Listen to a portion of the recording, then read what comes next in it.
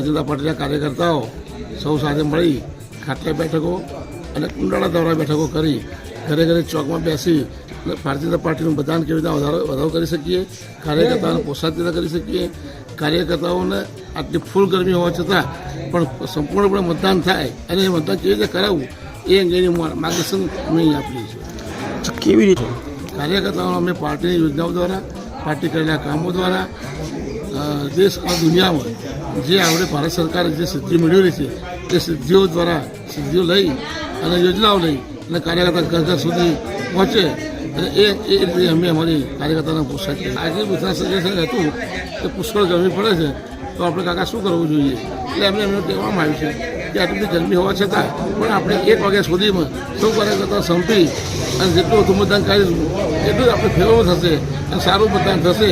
પછી 3 કલાક તો રિસર્ચ પડશે, પછી 4:30થી જે સમય વધી રહ્યો છે એ સમયમાં બાકીનું મતદાન કરવા માટે આપણે બહુ તાકાત કમે લગાવી પડશે. કાર્યકર્તાઓનો મેસેજ મારો એક જ છે કે ભાઈ ખરેખર ચલો અભિયાન, ભારત માતા કી જય, ભારતીય જનતા પાર્ટી, સનાતન ધર્મની સ્થાપના થાય અને દેશ અને દુનિયામાં ભારતનો ડંકો વાગે, ભારત માનું ગૌરવ વધે, એ જ મારો મેસેજ છે.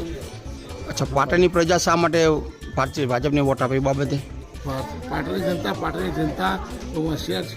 પાટણની જનતાએ જોયું છે કે આઝાદી પછી 65 વર્ષમાં ગુજરાતમાં, પાટણમાં કે ગુજરાતમાં ક્યાંય કોઈએ કશું જોયું નથી. જે દિવસે ગુજરાત સરકાર, ભારતીય જનતા પાર્ટીની સરકાર આવી એ પછી વિકાસનો દોર શરૂ થયો છે. આજે 65 વર્ષ પહેલાં આ પાટણ શહેર કે ગુજરાતમાં પાણી પીવાનું તો કોઈ સગવડ નથી, કોઈ ખેતીની કોઈ સગવડ નથી, કોઈ લાઇટોની પણ સગવડ નથી, જમવા બેસવા ટાઈમ કોઈ લાઇટ જોઈ પણ નથી. ખેડૂતોએ ખૂબ તકલીફ ભોગવેલી છે. એ સમયમાં જ્યારે ગુજરાતમાં સુકાન ભારતીય જનતા પાર્ટી સંભાળ્યું એ પછી આજે સુખ અને સુખ જ છે અને એ લોકો સૌ લોકો જાણે છે. એ બસ એ જ અમારો મેસેજ છે અને એ પ્રમાણે અમે આગળ વધી રહ્યા છીએ. આપનું નામ?